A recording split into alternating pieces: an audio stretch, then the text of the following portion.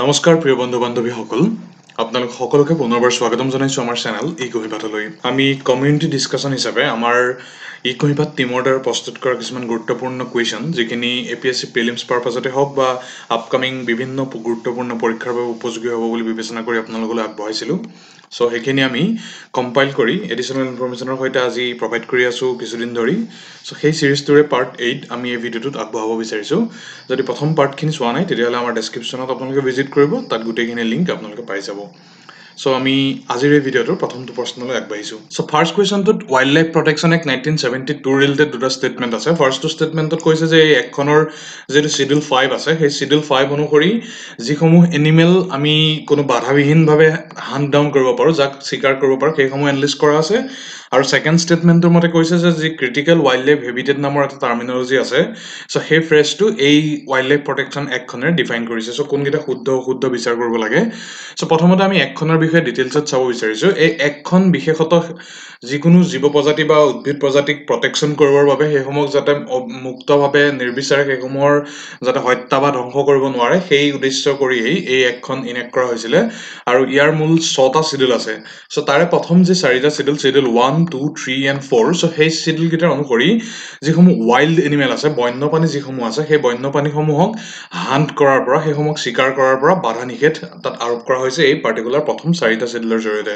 কিন্তু ইন্টাৰেষ্টিংলি শিডিউল 5 টোত সেইসমূহ এনিমেল এনলিষ্ট কৰা আছে যিসমূহ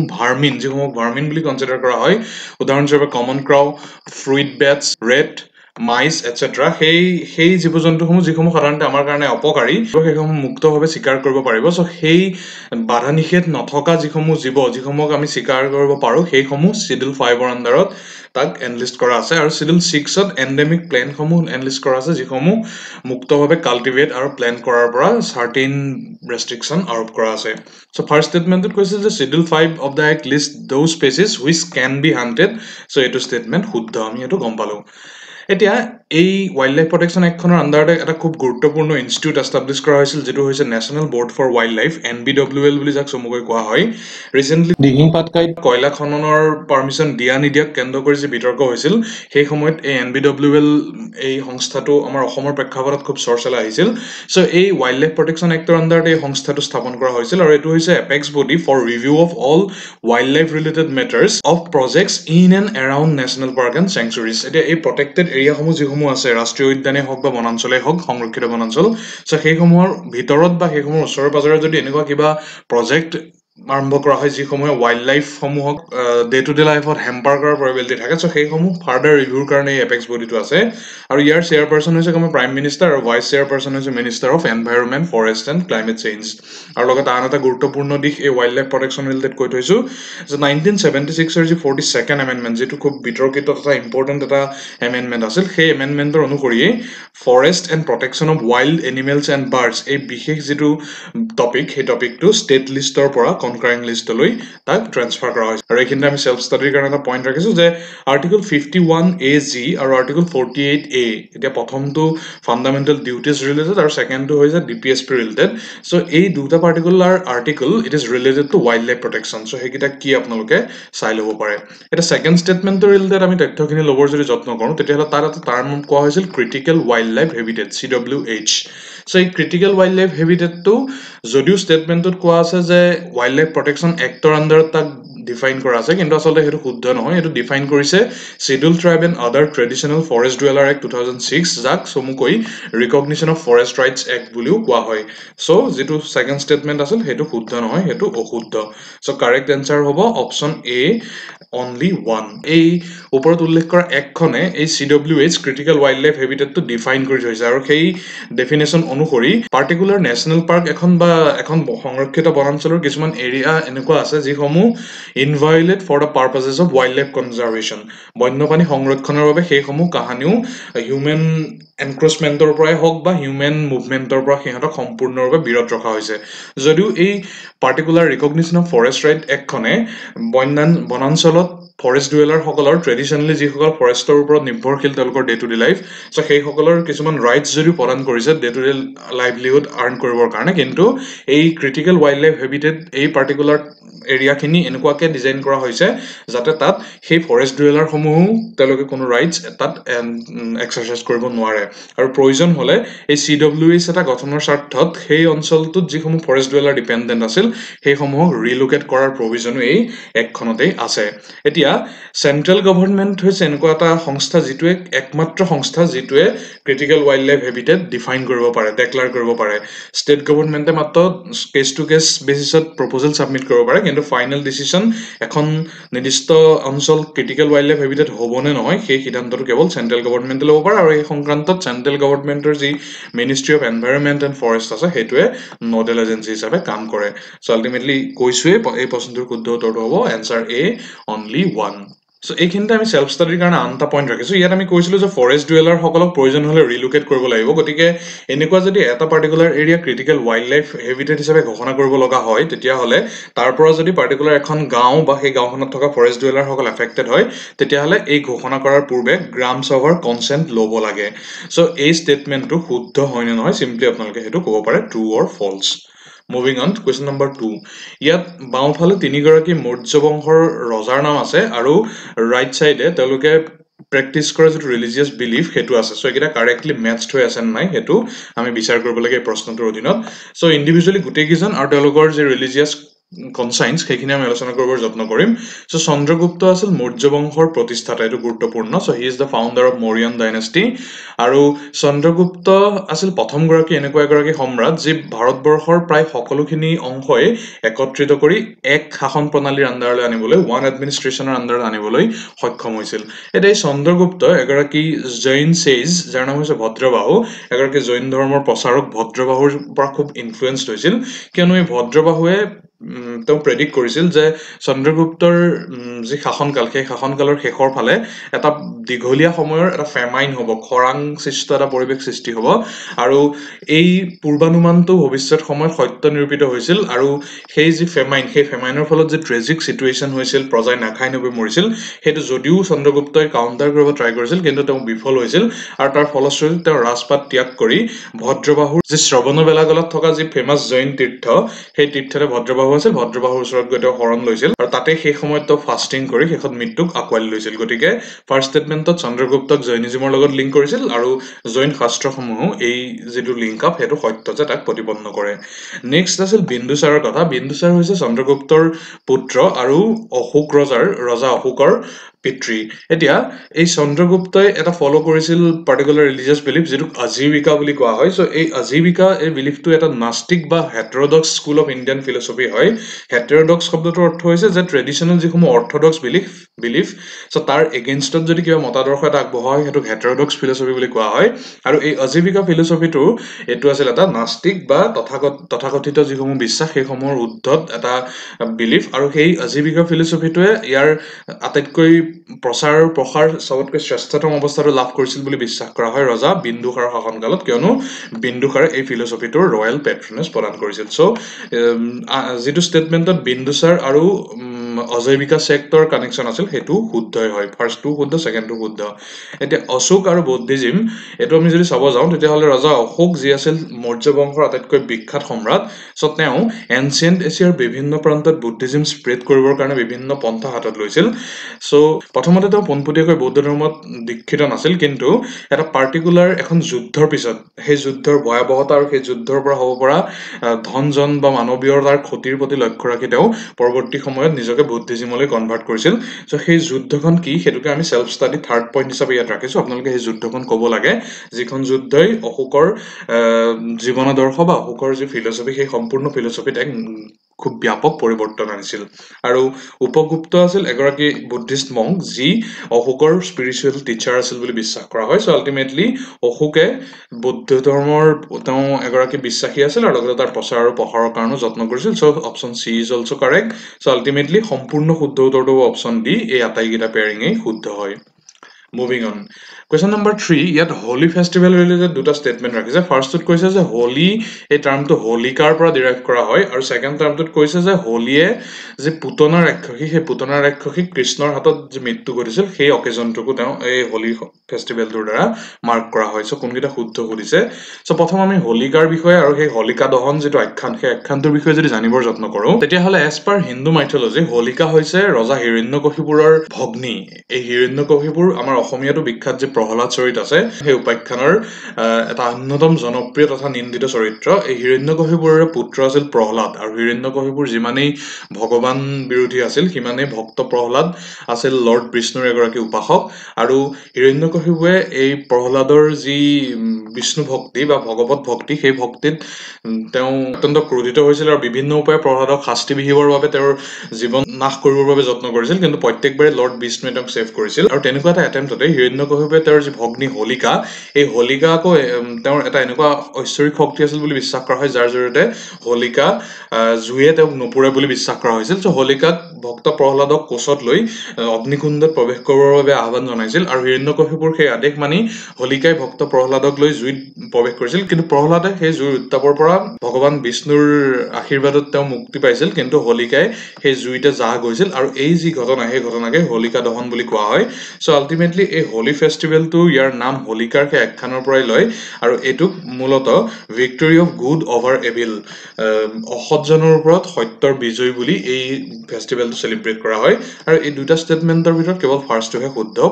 পুতনা ৰাক্ষসীৰ যি মৃত্যু, সেই মৃত্যুৰ লগত হোলীৰ কোনো সম্পৰ্ক নাই। So' second statement is incorrect. So' correct answer is option a, only one. Moving on. Question number 4ত পংডেম যি ৱাইল্ড লাইফ চেংচুৰী আছে, সেইখন কোনখন ৰাজ্যত অৱস্থিত সুধিছে। চ' এই পংডেম যিখন সংৰক্ষিত বনাঞ্চল, সেইখন অৱস্থিত অপশ্যন চিত যিটো আছে হিমাচল প্ৰদেশত। এই পংডেম চেংচুৰীখন ৰিচেণ্টলি চৰ্চাত আহিছিল। এই বিখ্যাত বনাঞ্চলখন আচলতে মাইগ্ৰেটৰী বাৰ্ডৰ ভ্ৰমণৰ কাৰণে বিখ্যাত, আৰু লাখ লাখ মাইগ্ৰেটৰী বাৰ্ড এই বনাঞ্চলখনলৈ আহে ঠাণ্ডাকালি, আৰু তাৰে এপ্ৰিল মাহত প্ৰায় 100তকৈ অধিক মাইগ্ৰেটৰী বাৰ্ডে এভিয়ান ইনফ্লুৱেঞ্জা নামৰ এটা বেমাৰত আক্ৰান্ত হৈ মৃত্যু ঘটিছিল বুলি সেই তথ্য পাইছিল বন বিভাগে। আৰু লগতে তাৰ পূৰ্বেও জানুৱাৰীতো এটা প্ৰথম ৱেভ আহিছিল, য'ত সেই এভিয়ান ইনফ্লুৱেঞ্জাত 1000তকৈও অধিক মাইগ্ৰেটৰী বাৰ্ডৰ মৃত্যু ঘটিছিল। চ' সেই বিশেষ ৰিজনটোতে, এই আনফৰ্চুনেট ৰিজনটোতে এই পংডেম চেংচুৰীখন ৰিচেণ্টলি চৰ্চালৈ আহিছিল। আৰু এই পংডেম ৱাইল্ড লাইফ চেংচুৰীখন হৈছে এখন ইণ্টাৰনেশ্যনেল ৰামচাৰ ছাইট, আৰু ই হিমাচল প্ৰদেশৰ কাংগ্ৰা ডিষ্ট্ৰিক্টত অৱস্থিত। আৰু কিছুদিন পূৰ্বে ফেব্ৰুৱাৰী মাহত এটা বাৰ্ড চেঞ্চাছ কৰা হৈছিল ইয়াত, আৰু সেই অনুসৰি 1 লাখতকৈ অধিক মাইগ্ৰেটৰী ৱাটাৰ বাৰ্ডে ইয়াত ভ্ৰমণ কৰিছিল, প্ৰায় 51টাতকৈ বেছি প্ৰজাতিৰ, আৰু তাৰ ভিতৰত 40,000 কেৱল মাত্ৰ বাৰ হেডেড গিজে আছিল। চ' এই বিশেষ চৰাইটোৰে এই বনাঞ্চলখন ভৰি আছিল।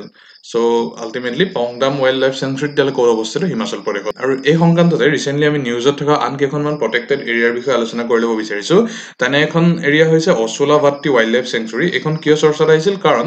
দিল্লী আৰু হাৰিয়ানাই দুইখন ৰাজ্যৰ বন বিভাগে এটা ইণ্টাৰষ্টেট প্লেন কৰিছিল, যাৰ জৰিয়তে তেওঁলোকে এনেকুৱা এটা ৱাইল্ড লাইফ কৰিডৰ বনাব বিচাৰিছিল এই বিশেষ ৱাইল্ড লাইফ চেংচুৰীখনৰ সম্পৱৰ্তী এটা বিজি ৰোডত, যিটো হ'ব first wild life management corridor in an urban setting. সমগ্ৰ দেশৰ ভিতৰতে নগৰাঞ্চলত বন্যপ্ৰাণীৰ সহজ আহ যাহৰ বাবে নিৰ্মাণ কৰিবলগীয়া এইটোৱে প্ৰথমটো ৱাইল্ড লাইফ কৰিডৰ হোৱাৰ সম্ভাৱনা আছে, যেতিয়া ই সম্পূৰ্ণৰূপে নিৰ্মিত হৈ উঠিব, আৰু সেই অনুসৰি অচোলাভাট্টি ৱাইল্ড লাইফ চেংচুৰীখন চৰ্চালৈ আহিছিল। নেক্সট, আন এটা খুব কাৰেণ্ট এফেয়াৰ্ছৰ কুৱেশ্যন, আন এখন ৱাইল্ড লাইফ চেংচুৰী যিখন খুব চৰ্চাত আছে এতিয়া, সেইখন হৈছে ৰামগড় ৱাইল্ড লাইফ চেংচুৰী। আৰু এইখন কিয় চৰ্চাত আছে? কিয়নো recently NTCA, national tiger conservation অথৰিটিয়ে ইয়াক ভাৰতবৰ্ষৰ আটাইতকৈ ৰিচেণ্ট মষ্ট টাইগাৰ ৰিজাৰ্ভ হিচাপে ঘোষণা কৰিছে। চ' এই অনুসৰি এইখন হ'ব কেই নম্বৰ টাইগাৰ ৰিজাৰ্ভ, সেইটো আপোনালোকে আমাক জনাব লাগে। অৰ্থাৎ প্ৰশ্নটো হৈছে চেল্ফ ষ্টাডি 4, যে বৰ্তমানলৈকে ভাৰতবৰ্ষত কিমানখন টাইগাৰ ৰিজাৰ্ভ ঘোষিত হৈছে। আৰু টাইগাৰ ৰিজাৰ্ভ কোনে ঘোষণা কৰে? নেশ্যনেল টাইগাৰ কনজাৰ্ভেশ্যন অথৰিটিয়ে NTCA এই টাইগাৰ ৰিজাৰ্ভসমূহ ঘোষণা কৰে। আৰু এই ৰামগড় ৱাইল্ড লাইফ চেংচুৰীখন কোন ৰাজ্যত অৱস্থিত বুলি যদি সোধে, তেতিয়াহ'লে শুদ্ধ উত্তৰটো হ'ব ৰাজস্থান, আৰু এইখন ৰাজস্থানৰ 4ৰ্থখন টাইগাৰ ৰিজাৰ্ভ। আৰু এই সংক্ৰান্ততে আমি পূৰ্বৰ এটা ভিডিঅ'ত চেল্ফ ষ্টাডি পইণ্ট হিচাপে ৰাখিছিলোৱেই। অসমত কেইখন টাইগাৰ ৰিজাৰ্ভ আছে সেইটো আপোনালোকে চাই ল'ব পাৰে। নেক্সট, আন এটা ৰিজনত চৰ্চাত আহিছিল অসমৰ এখন অত্যন্ত ক্ষুদ্ৰ ৱাইল্ড লাইফ চেংচুৰী, যিখন হৈছে বৰনদী ৱাইল্ড লাইফ চেংচুৰী। এইখনত প্ৰথমবাৰৰ বাবে এটা বাঘৰ ফটোগ্ৰাফিক এভিডেন্স ৱাইল্ড লাইফ স্পেচিয়েলিষ্টসকলে লাভ কৰিছিল। চ' সেই সংক্ৰান্ততে এখন চৰ্চাত আহিছিল। আপোনালোকে আমাক জনাব লাগে যে 26.22 স্কোৱাৰ কিলোমিটাৰ, আটাইতকৈ অসমৰ অন্যতম এখন ক্ষুদ্ৰ বনাঞ্চল এইখন অসমৰ কোন দুখন জিলাত অৱস্থিত এইটো হৈছে সেলফ ষ্টাডি পইণ্ট 5 সো প্ৰশ্নটো হৈছে বৰনদী ৱাইল্ড লাইফ চেঞ্চুৰী অসমৰ কোন দুখন জিলাত অৱস্থিত আৰু এইখন ভূটান সীমান্তত অৱস্থিত আৰু আন এখন ৱাইল্ড লাইফ চেঞ্চুৰী যিখন আনফৰ্চুনেট ৰিজনত চৰ্চালৈ আহিছিল সেইখন হৈছে মেগাপড আইল্যান্ড ৱাইল্ড লাইফ চেঞ্চুৰী যিখন আছিল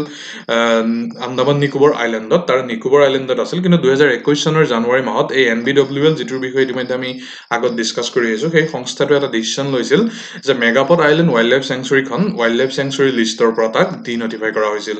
সো এটো কাৰণে কৰা হৈছিল কিয়নো 2004 চনত যি কাটাস্ট্ৰফিক লেভেলৰ সুনামি আহিছিল সেই সুনামিত এই মেগাপড আইল্যান্ডটো সম্পূৰ্ণৰূপে যা গৈছিল আৰু তাৰ ফলত এই ৱাইল্ড লাইফ চেঞ্চুৰীখনো সমগ্ৰৰূপে সাগৰৰ তললৈ গতি কৰিছিল সো আলটিমেটলি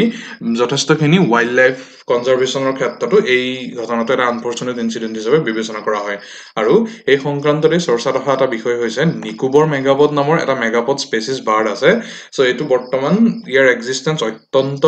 ট্ৰাবলজম অৱস্থাত আছে কিয়নো মেগাপড আইল্যান্ড ৱাইল্ড লাইফ চেঞ্চুৰীতে ইয়াক বিশেষ ৰূপত পোৱা গৈছিল আৰু সেই চেঞ্চুৰীটো ইতিমধ্যে সাগৰ পৃষ্ঠত যা গৈছে সো এইকিখন ৱাইল্ড লাইফ চেঞ্চুৰী চৰ্চাত আছে এটো কাৰণে আমি ভাবি উল্লেখ কৰি দিও আপোনালোক উপকৃত হ'ব মুভিং অন কোৱেশ্চন নম্বৰ 5 ইয়াত কৈছে যে টেপ ওয়াটাৰ কানেকশন 100% স্পৰ্শ কৰা ভাৰতবৰ্ষৰ প্ৰথম ৰাজ্যখন কি সো এইখন ৰাজ্যৰ সকলোখিনি হাউসহোল্ডে টেপ ওয়াটাৰ কানেকশন পাইছে আৰু সেই ৰাজ্যখন হৈছে অপচন বি ত উল্লেখিত গোৱা সো মিনিষ্ট্ৰি অফ জল শক্তিয়ে জল জীৱন মিছনৰ জৰিয়তে এই টাৰ্গেটটোকে লৈছে বেসিক্যালি সো 2024 চনৰ ভিতৰত তেওঁলোকে লক্ষ্য স্থিৰ কৰি লৈছে যে ভাৰতবৰ্ষৰ প্ৰত্যেকটো ঘৰতে প্ৰত্যেকটো হাউসহোল্ডকে ইনফেক্ট ৰুৰেল হাউসহোল্ডলৈকো ফাংচনেল হাউসহোল্ড টেপ কানেকশন যাক চমকৈ FHTC বুলি কোৱা হয় সো তাৰ জৰিয়তে ওয়াটাৰ সাপ্লাই কৰা হ'ব আৰু এই বিশেষ যি মিশন সেই মিশনটো অ্যানাউন্স কৰিছিল prime minister Narendra Modi on 15th August 2019 আৰু এই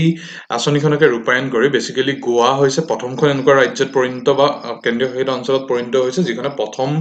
ৰাজ্য হিচাপে এই 100% টেপ ওয়াটাৰ কানেকশন ষ্টেটাসটো লাভ কৰিছে আৰু দ্বিতীয় আৰু তৃতীয় ৰূপে তেলেংগানা আৰু আন্দামান নিকোবৰ আইল্যান্ড আছে এই দুখন ৰাজ্য ইতিমধ্যে এই কানেকশন সম্পূৰ্ণ কৰিছে বুলি জল জীৱন মিছন সংক্ৰান্তীয় এটা মিনিষ্ট্ৰি অফ জল শক্তিৰ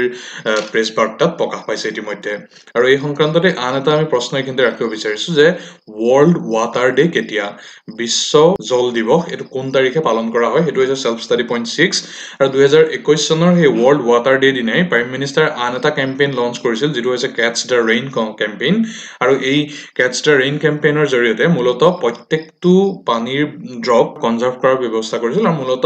যে বৰষুণৰ পানী সেই বৰষুণৰ পানী সংৰক্ষণ তথা পুনৰ ব্যৱহাৰৰ ওপৰত লক্ষ্য স্থিৰ কৰি লোৱা হৈছিল এই কেম্পেইনটোৰ জৰিয়তে সো আপোনালোকে এই সংক্ৰান্ততে ক'ব লাগে যে ওয়াৰ্ল্ড ওয়াটাৰ ডে কোন তাৰিখে সেলিব্ৰেট কৰা হয় আৰু অত্যন্ত দুৰ্ভাগ্যজনক যে জল জীৱন মিছনত বহুত সংখ্যক ৰাজ্য ইতিমধ্যে যথেষ্ট দূৰত আগবাঢ়িছে যদিও অসম তলৰ ফালৰ পৰাহে লিষ্টত তলৰ ফালেহে আছে আৰু অসমৰ বৰ্তমানলৈকে ৰিসেন্ট তথ্য অনুসৰি কেৱল মাত্ৰ 13% হাউসহোল্ডহে এই মিছনৰ জৰিয়তে কভাৰ আপ হৈ আছে আৰু এটো আমি জল জীৱন মিছনৰ যি ইনডেক্স আছে যেটো লাইভ আপডেট হৈ থাকে সেই লাইভ আপডেট হৈ থকা ইনডেক্সটোৰ পৰা লাভ কৰা তথ্য মুভিং অন কোৱেশ্চন নম্বৰ 6 ইয়াত কৈছে গ্লোবাল জেন্ডাৰ গেপ ইনডেক্স কাৰ দ্বাৰা পাবলিশ কৰা হয় এটোৰ শুদ্ধ উত্তৰটো হৈছে অপচন সি ওয়াৰ্ল্ড ইকনমিক ফোৰামে global gender gap index publish কৰে আৰু এই সংক্ৰান্ততে আমি যেতিয়া মডেল কুৱেশ্চন পেপাৰ ডিসকাশন সিৰিজটো আগবঢ়াইছিলো so second model question paper ডিসকাশনৰ যেটো পাৰ্ট 5 যেটো লিংক আমাৰ এই ভিডিওটোৰ ডেসক্ৰিপচনত আছে তাত আমি খুব বিতং ৰূপে আলোচনা কৰিছিলো আৰু তাৰ দুইখন স্লাইডে ইয়াত আমি মেনশন কৰি দিছো আপোনালোকৰ সুবিধাৰ বাবে আপোনালোকে সেই ভিডিওটোত যদি গৈ এই প্ৰশ্নটো চাই তেতিয়া হলে আপোনালোক নিশ্চয়কৈ অধিক পৰিমাণে কথাখিনি বুজিবৰ বাবে সহজ হ'ব সো আমি এই প্ৰশ্নটোৰ আৰু ফাৰ্দাৰ ইলুষ্ট্ৰেচন নকৰো moving on question number 7 so ইয়াত কৈছে যে এই চাৰিটা ডাইনেষ্টি আছে এই ডাইনেষ্টিৰ ভিতৰত কোনটো বংশৰ ৰজাসকলে তেওঁলোকৰ যি মুদ্ৰা তেওঁলোকে প্ৰণয়ন কৰিছিল সেই মুদ্ৰাসমূহত শিপস উইথ ডাবল মাষ্ট এই চিহ্নটো ষ্ট্ৰাক কৰিছিল সো শুদ্ধটো হৈছে সাতবাহন সকলে এই এনেকুৱা ধৰণৰ মুদ্ৰা প্ৰচলন কৰিছিল সো ইয়াত আপোনালোকে দেখিছে এই ডাবল মাষ্টেড শিপ এই মুদ্ৰাটোৰ বেক সাইডে আছিল সো কেৱল মাত্ৰ সাতবাহন সকলেই নহয় সাতবাহন সকলৰ পৰৱৰ্তী যেটো ডেক্কান ডাইনেষ্টি বা south Indian dynasty Pallava dynasty তেওঁলোকৰ সময়তো ডাবল মাষ্ট শিপ কইনত এনগ্ৰেভ কৰাৰ প্ৰচলন আছিল সো ইয়াত আপোনালোকে বাও সাইডে কইন অফ সাতবাহন ডাইনেষ্টি দেখিছে সাতবাহন ডাইনেষ্টিটো ডেক্কান ৰিজনটোত তেওঁলোকে 2nd চেঞ্চুৰী বিফৰ খ্ৰীষ্টৰ পৰা 3rd চেঞ্চুৰী আফটাৰ খ্ৰীষ্টলৈকে তেওঁলোকে ৰাজত্ব কৰিছিল আৰু এই সময়তে আপোনালোকে ইয়াত দেখিব এটো ডাবল মাষ্ট থকা শিপ ইয়াতো ঠিক সেইদৰে আছে আৰু ঠিক সেইদৰে পল্লৱ ডাইনেষ্টিৰ ক্ষেত্ৰতো এই ডাবল মাষ্ট থকা শিপ আপোনালোকে দেখিছে সো পল্লৱ ডাইনেষ্টিৰ এটা ইন্টাৰেষ্টিং দিশ হৈছে তেওঁলোকৰ ডাইনেষ্টিয়ে ৰাজত্ব কৰা প্ৰথম সময়ত তেওঁলোকৰ যি মুদ্ৰাসমূহ প্ৰণয়ন আছিল সেই সমূহত সিংগল মাষ্ট থকা শিপ তাত আছিল এয়া আপোনালোকে দেখিছে সিংগল মাষ্ট শিপ কিন্তু তাৰ পিছত ক্ৰমানুসাৰি ডাবল মাষ্ট শিপ তেওঁলোকে পৰৱৰ্তী সময়ত মুদ্ৰাবোৰত এনগ্ৰেভ কৰিবলৈ লৈছিল সো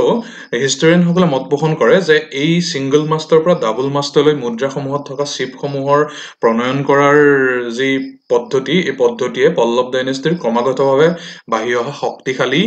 নৌসেনা তথা শক্তিশালী অৰ্থনৈতিক অৱস্থিতিকেই নিৰ্ণয় কৰে আৰু বেসিক্যালি এই প্ৰশ্নটোৰ শুদ্ধ উত্তৰ হৈছে সাতবাহনসকল আৰু সাতবাহনসকলৰ পিছতে পল্লৱসকলে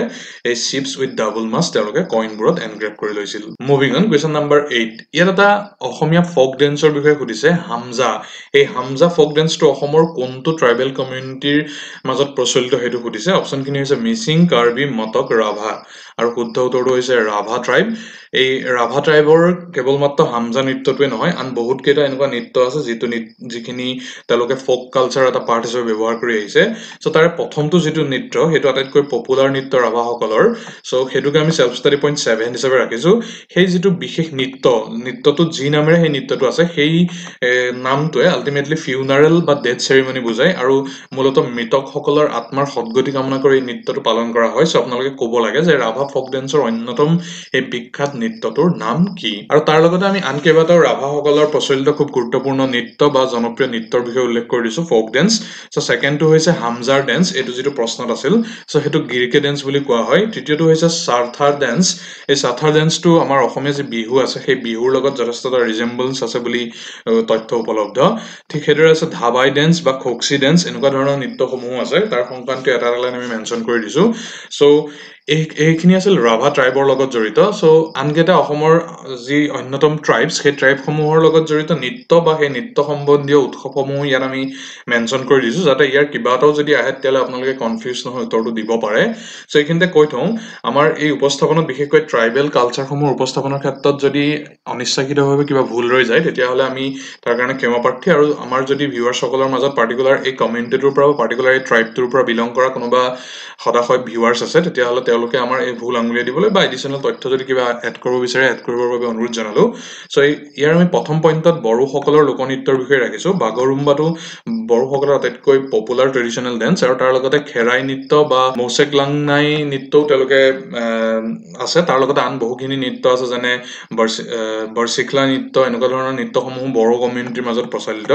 ঠিক সেইদৰে কাৰ্বিসকলৰ মাজত প্ৰচলিত খুব গুৰুত্বপূৰ্ণ আৰু জনপ্ৰিয় নৃত্যসমূহ হৈছে চমাংকান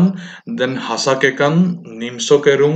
দোমাহি কিকাং এটচেট্ৰা সেইখিনি হৈছে কাৰ্বিসকলৰ লগত জড়িত ঠিক সেইদৰে মিচিংসকলৰ লগত যি গুমৰাগ নৃত্য আলি আই লৃগাঙৰ অন্যতম গুৰুত্বপূৰ্ণ পাৰ্ট ঠিক সেইদৰে মিবু দাগনাম চেলয় লেৰেলি এনেকুৱা ধৰণৰ নৃত্যসমূহ বা এনেকুৱা উৎসৱসমূহ তেওঁলোকে চেলিব্ৰেট কৰে মিচিংসকলে দেউৰীসকলৰ অন্যতম এটা জনপ্ৰিয় নৃত্য বা উৎসৱ হৈছে বিচুই জামা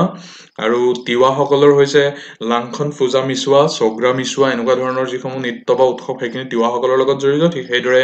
মৰাণসকলে ৰাতি বিহু নামৰ নৃত্য যি বিহুৰ প্ৰায় একেধৰণৰে এক নৃত্য সো মূলত তাৰ পৰিৱেশন কৰাৰ সময়টো হয়তো ভিন্ন সো তেনেকুৱা নৃত্য মৰাণসকলে পৰিৱেশন কৰে সো এইখিনি আমি বেসিক্যালি কম্পাইল কৰি একেলগে আপোনালোকৰ আগত প্ৰেজেন্ট কৰিছো যাতে ইয়াৰ যদি কিবা এটাও আহে তেতিয়াহ'লে আপোনালোকে উত্তৰটো কৰিব পাৰে আৰু এই সংক্ৰান্তত যদি আমাৰ কিবা ভুল ৰৈ গৈছে ক্ষমা প্ৰাৰ্থী লগতে আপোনালোকক শুধৰাই দিবৰ বাবে অনুৰোধ জনালো নেক্সট কুৱেশ্যন নম্বৰ 9 ইয়াত পোনপটীয়া এটা প্ৰশ্ন আছে এইটো কৈছে যে হাইয়েষ্ট থৰিয়াম ৰিজাৰ্ভ থকা কান্ট্ৰিখন কি থৰিয়াম হৈছে এইটো এটা ৰেডিঅ'এক্টিভ এলিমেণ্ট আৰু থৰিয়াম ই ভৱিষ্যত সময়ৰ শক্তিৰ এক অন্যতম বিকল্প উৎস হিচাপে পৰিগণিত হোৱাৰ সম্ভাৱনা আছে সো এই থৰিয়াম আটাইতকৈ বেছি কোনখন দেশত ৰিজাৰ্ভ আছে সুধিছে আৰু শুদ্ধ উত্তৰটো হৈছে আমাৰ নিজা দেশ ভাৰতবৰ্ষ সো ভাৰতবৰ্ষ আটাইতকৈ বেছি থৰিয়াম ৰিজাৰ্ভ আছে তাৰপিছত আছে অষ্ট্ৰেলিয়া আৰু ইউএছত সো শুদ্ধ উত্তৰটো হৈছে অপচন চি ইণ্ডিয়া আৰু আমি এই ৰাইট সাইডে থকা চিত্ৰত থৰিয়াম ৰিজাৰ্ভ মূলত কোন কেইখন ষ্টেটত আছে সেইখিনি আমি দেখাইছো মূলত এই যিটো ইষ্টাৰ্ণ কোষ্টেল লাইন এই ইষ্টাৰ্ণ কোষ্টেল লাইনটোত আটাইতকৈ বেছি পৰিমাণে থৰিয়াম ৰিজাৰ্ভসমূহ উপকূলীয় যি অঞ্চল সেই অঞ্চলসমূহত উপলব্ধ বুলি বিশ্বাস কৰা হয় আটাইতকৈ বেছি সংখ্যক থৰিয়াম ৰিজাৰ্ভ আছে অন্ধ্ৰত আৰু ঠিক সেইদৰে তামিলনাডু উৰিষ্যা কেৰেলা ৱেষ্ট বেংগল বিহাৰ এনেকুৱা ৰাজ্যসমূহতো কিছু কিছু পৰিমাণে থৰিয়াম ৰিজাৰ্ভ পোৱা যায় আৰু থৰিয়ামৰ নিচিনাই আন এটা ৰেডিঅ'এক্টিভ এলিমেণ্ট হৈছে ইউৰেনিয়াম। চ' ইউৰেনিয়ামটো আটাইতকৈ বেছি ক'ত পোৱা যায় সেইটো যদি সোধে তেতিয়াহ'লে খুব ট্ৰিকি কুৱেশ্যন হ'ব সেইটো, কিয়নো দুটা পইণ্ট আছে আপোনালোকে চাব লাগিব। আটাইতকৈ বেছি ইউৰেনিয়াম প্ৰডাকশ্যন যদি ক'ত সোধে তেতিয়াহ'লে সেইটো হ'ব কাজাকিস্তান। কিন্তু যদি সোধে যে আটাইতকৈ বেছি ইউৰেনিয়াম ৰিজাৰ্ভ ক'ত আছে তেতিয়াহ'লে সেইটো হ'ব অষ্ট্ৰেলিয়া। অষ্ট্ৰেলিয়াত ৰিজাৰ্ভ আটাইতকৈ বেছি আছে আৰু আটাইতকৈ বেছি প্ৰডাকশ্যন কিন্তু কাজাকিস্তানে কৰে। আৰু অষ্ট্ৰেলিয়াত অৱস্থিত অলিম্পিক ডেম নামৰ যি ভূখণ্ড সেই তাতেই আটাইতকৈ largest single deposit of uranium সমগ্ৰ বিশ্বৰ ভিতৰত আছে বুলি বিশ্বাস কৰা হয়। চ' এইকেইটা ইণ্টাৰেষ্টিং পইণ্ট আপোনালোকে মনত ৰাখিব, কেতিয়াবা ইউৰেনিয়ামৰ বিষয়ে সুধি দিব পাৰে। আৰু আজিৰ এই ভিডিঅ'টোৰ অন্তিমটো প্ৰশ্ন আন্দামান এণ্ড নিকোবৰ আইলেণ্ডৰ লগত জড়িত আৰু তাত থকা ট্ৰাইবসকলৰ ৰিলেটেড দুটা ষ্টেটমেণ্ট ইয়াত ৰাখিছোঁ। প্ৰথমটোত কৈছোঁ যে চেণ্টিনেলিজ ট্ৰাইবসকল মংগোলইড অৰিজিনৰ আৰু নিকোবৰিষ্ট যিসমূহ আছে সেইসমূহ নিগ্ৰিত অৰিজিনৰ। আৰু ছেকেণ্ডটোত কৈছে যে এই চেণ্টিনেলিজ আৰু নিকোবৰিজ দুইসকলেই PVTG বুলি যাক কোৱা হয়, পাৰ্টিকুলাৰলি ভালনাৰেবল ট্ৰাইবেল গ্ৰুপ। চ' এই গ্ৰুপটোৰ অন্তৰ্গত। চ' কোনকেইটা শুদ্ধ অশুদ্ধ নিৰূপণ কৰিব লাগে। প্ৰথমতে আমি আন্দামান এণ্ড নিকোবৰ আইলেণ্ডত কি কি ট্ৰাইব আছে সেইখিনি আমি চাই লওঁ। চ' আন্দামান আইলেণ্ডত যিসমূহ ট্ৰাইব আছে মূলতঃ 4টা ট্ৰাইব আছে, সেই গোটেইখিনি নিগ্ৰিত অৰিজিনৰ আৰু সেইকেইটা হৈছে দ্য গ্ৰেট আন্দামানিজ, অংজে, জাৰৱা আৰু চেণ্টিনেলিজ। চ' এই আটাইকেইটাৰ পপুলেশ্যন বৰ্তমান বিলুপ্তিৰ পথত আৰু খুব কম সংখ্যকহে এই ট্ৰাইবছমেনসকল বৰ্তমান জীৱিত হৈ আছে। চ' এইখিনি হৈছে আন্দামান আইলেণ্ডৰ কথা। আৰু নিকোবৰ আইলেণ্ডত মূলতঃ দুটা মংগোলইড ট্ৰাইব আছে, সেইখিনি হৈছে ক্ৰমে চম্পেন আৰু নিকোবৰিজসকল। এতিয়া ইয়াত প্ৰথমতে চেণ্টিনেলিজসকলৰ কথা আছিল। চ' চেণ্টিনেলিজসকল ইয়াত কৈছে নিগ্ৰিত অৰিজিনৰ আৰু নিকোবৰিজসকল মংগোলইড অৰিজিনৰ। কিন্তু প্ৰথম ষ্টেটমেণ্টত তাৰ ওলোটাটোহে কৈছে। চ' প্ৰথম ষ্টেটমেণ্টটো শুদ্ধ নহয়। এই সংক্ৰান্ততে আমি অধিক তথ্য ল'বৰ যত্ন কৰোঁ যদি, তেতিয়াহ'লে চেণ্টিনেলিজসকল হৈছে নৰ্দাৰ্ণ চেণ্টিনেল আইলেণ্ডত বসবাস কৰা ইণ্ডিজিনিয়াছ পিপুল। আৰু তেওঁলোক এই আন্দামানিজ পিপুলসকলৰ যি ব্ৰডাৰ কেটেগৰী, ইতিমধ্যে ওপৰত কৈছোৱে যে আন্দামান নিকোবৰত 4টা ট্ৰাইব থাকে। চ' এই আন্দামানিজসকলৰ এটা অন্যতম পাৰ্ট হৈছে চেণ্টিনেলিজসকল। চ' মূলতঃ 6টা নেটিভ গ্ৰুপে আন্দামান এণ্ড নিকোবৰ আইলেণ্ডত বাস কৰে। সেইখিনি ক্ৰমে ইতিমধ্যে ওপৰত কোৱা ধৰণে গ্ৰেট আন্দামানিজ, জাৰৱাছ, অঞ্জে, চম্পেন আৰু নিকোবৰিজ আৰু লগতে চেণ্টিনেলিজ। চ' ইয়াৰ ভিতৰত কেৱল চেণ্টিনেলিজসকলহে এনেকুৱা একমাত্ৰ ট্ৰাইব হৈ আছে যিসকলে বহিৰ্বিশ্বৰ লগত কোনো যোগাযোগ ৰক্ষা কৰিবৰ বাবে সম্পূৰ্ণ ৰিফিউজ কৰিছে। তেওঁলোকে কোনো বহিৰ্বিশ্বৰ লগত সংযোগ স্থাপন কৰিব নিবিচাৰে আৰু তেনেকুৱা যদি কোনোবাই এপ্ৰ'চ কৰে তেতিয়াহ'লে সেইসকলক পূৰ্বতে হত্যা কৰাৰ বা সেইসকলৰ প্ৰতি হষ্টাইল এটিটিউড দেখুওৱাৰ ইনচিডেণ্টছো আছে। ৰিচেণ্টলি এগৰাকী আমেৰিকান চিটিজেনকো এই চেণ্টিনেলিজসকলে হত্যা কৰিছিল। চ' সেই সন্দৰ্ভত খুব নিউজত চৰ্চাত আহিছিল। চ' চেণ্টিনেলিজসকলে একমাত্ৰ এনেকুৱা এটা ভাৰতবৰ্ষৰ ট্ৰাইব বাকী ৰৈছে যিটো বহিৰ্বিশ্বৰ লগত যোগাযোগ স্থাপন কৰিবৰ বাবে ইচ্ছুক নহয়। এতিয়া ছেকেণ্ড ষ্টেটমেণ্টটোত PVTGৰ বিষয়ে কোৱা হৈছিল, পাৰ্টিকুলাৰলি ভালনাৰেবল ট্ৰাইবেল গ্ৰুপ। চ' সেইটোনো কি হয় সেইটো আমি যদি চাবৰ যত্ন কৰোঁ তেতিয়াহ'লে গভৰ্ণমেণ্ট অফ ইণ্ডিয়াৰ এটা বিশেষ ক্লাছিফিকেশ্যন হয়, যিটো ক্লাছিফিকেশ্যন মূলতঃ ট্ৰাইবেল গ্ৰুপসমূহৰ মাজতেই কৰা হৈছে। আৰু ট্ৰাইবেল গ্ৰুপসমূহতো এনেকুৱা বহুত ট্ৰাইব আছে যিসমূহ ট্ৰাইব আন ট্ৰাইববোৰতকৈ বেছি ভালনাৰেবল, কম প্ৰিভিলেজ তেওঁলোকে বাকী ট্ৰাইববোৰতকৈ পাইছে। চ' সেই কম প্ৰিভিলেজ পোৱা আৰু বেছি ভালনাৰেবল যিসমূহ গ্ৰুপ সেইসমূহক যাতে অধিক তেওঁলোকক সুৰক্ষা প্ৰদান কৰা হয়, অধিক সহায় যাতে তেওঁলোকলৈ আগবঢ়োৱা হয়, সেই লক্ষ্য ৰাখিয়ে PVTGবোৰ গভৰ্ণমেণ্ট অফ ইণ্ডিয়াই নটিফাই কৰে। আৰু 1973 চনত ধেৱাৰ কমিশ্যনে এই কনচেপ্টটো আগবঢ়াইছিল। সেই সময়ত তেওঁ এই গ্ৰুপবোৰক প্ৰিমিটিভ ট্ৰাইবেল গ্ৰুপ বুলি কোৱা হৈছিল, চমুকৈ PTG। আৰু সেই PTG সমূহকে পৰৱৰ্তী সময়ত 2006 চনত তাক ৰিনেম কৰি PVTG কৰা হৈছিল। চ' বৰ্তমান ভাৰতবৰ্ষত 2019 চনৰ শেষ তথ্য অনুসৰি, আমি লাভ কৰা তথ্য অনুসৰি 75টা PVTG আছে আৰু তাৰ ভিতৰত আটাইতকৈ বেছি সংখ্যক PVTG আছে উৰিষ্যাত। আৰু যদি আন্দামান এণ্ড নিকোবৰ আইলেণ্ডৰ কথাও ক'ব বিচাৰোঁ তেতিয়াহ'লে নিকোবৰিজসকলৰ বাদে বাকী যি 5টা ট্ৰাইব সেই গোটেইখিনিয়ে PVTG সকলৰ অন্তৰ্গত। চ' ইয়াত কৈছিলে যে বোথ দ্য ট্ৰাইবছ অৰ্থাৎ চেণ্টিনেলিজ আৰু নিকোবৰিজ দুইটাই PVTGৰ অন্তৰ্গত, কিন্তু আমি পালোঁ যে নিকোবৰিজসকল অন্তৰ্ভুক্ত নহয়। চ' নিকোবৰিজক বাদ দি বাকী যি 5টা আছিল, গ্ৰেট আন্দামানিজ, জাৰৱাছ, অঞ্জে, চম্পেন আৰু চেণ্টিনেলিজ, এই গোটেইকেইটাই PVTGৰ অন্তৰ্গত। চ' এইটো ষ্টেটমেণ্টটো শুদ্ধ নহয়। So' correct answer for this question is option d, neither 1 nor 2। ইয়াৰ জৰিয়তে আমি আজিৰ ভিডিঅ'টোৰ সমাপ্তি ঘটাব বিচাৰিছোঁ। আশা কৰোঁ আপোনালোক উপকৃত হৈছে। ধন্যবাদ, শুভৰাত্ৰি।